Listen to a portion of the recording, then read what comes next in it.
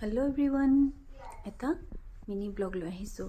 আজি আহিছোঁ খৰিকালে, মানে 14 ফেব্ৰুৱাৰীৰ দিনা ৰাতিখন আমি বোলো বাহিৰতে ভাতকেইটা খাই দিওঁ।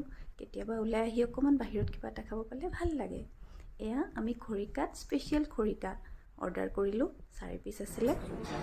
এইটো নাখায়েই মোৰ আপুজনে, সি খাই যে পাপৰ, তাৰ কাৰণে পাপৰ তাৰ খুব প্ৰিয়, আৰু তাক ঘৰতে ভাত খাই লৈ আহিছিলোঁ, সেইকাৰণে তাক অকল পাপৰ খাব দিলোঁ।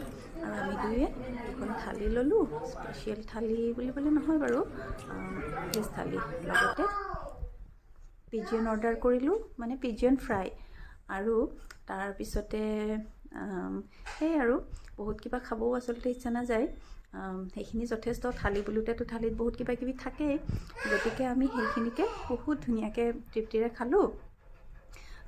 সঁচা কথা ক'ব গ'লে বাহিৰত খাই খোৱাটো এটা ইচ্ছা যদিও আচলতে বাহিৰত খাই বহুত এটা টেষ্টিও নালাগে। ঘৰত বনাই খোৱাৰ নিচিনা কেতিয়াও হ'ব নোৱাৰে। তথাপি কেতিয়াবা এদিন আপোন মানুহকেইজনৰ লগত, নিজৰ মানুহকেইজনৰ লগত ওলাই বাহিৰত এটা নিশ্চিন্ত মনে, য'ত বাচন বৰ্তন ধোৱাৰো কোনো চিন্তা নাথাকে, নহয় জানো? গতিকে সেনেকৈ খায়ো কিবা এটা ভাল লাগে। গতিকে বাই।